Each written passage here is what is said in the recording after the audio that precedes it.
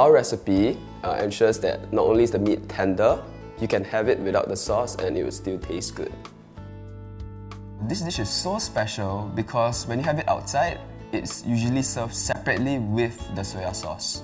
However, my recipe ensures that not only the chicken is tender, you can still have it without the soya sauce and it will still taste as good.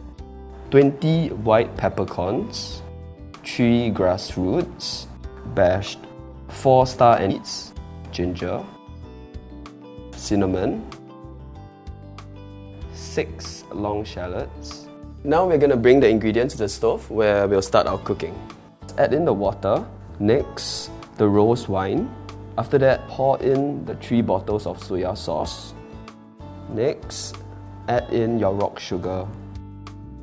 Pour in the bashed ingredients into the pot. Then stir the mixture. Finally, cover the pot to let it boil and ensure that your fire is at medium.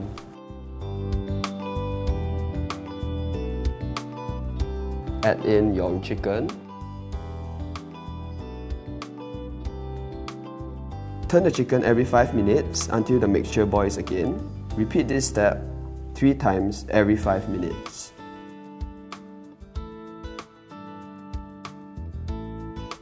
The chicken will be cooked in approximately 25 minutes in total. Turn off the fire and cover the pot. Allow the chicken to continue to cook for another 10 minutes. Remove the chicken from the pot and let it cool before brushing it with sesame oil, because the sesame oil will blot if the chicken is still hot. Being a food lover myself, especially Chinese cuisine, I knew I had to learn this dish. So I started off by driving my mother to the market to get the ingredients, and subsequently I started preparing the dish together with her.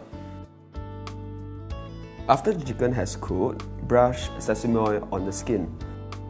Sesame oil is important because it enhances the taste and it makes the chicken look more tender and moist. Now you're ready to serve.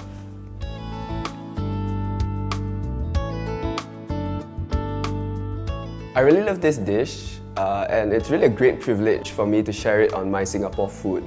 So its stories and recipe can be preserved for its wonderful memories that it has created for me and my family.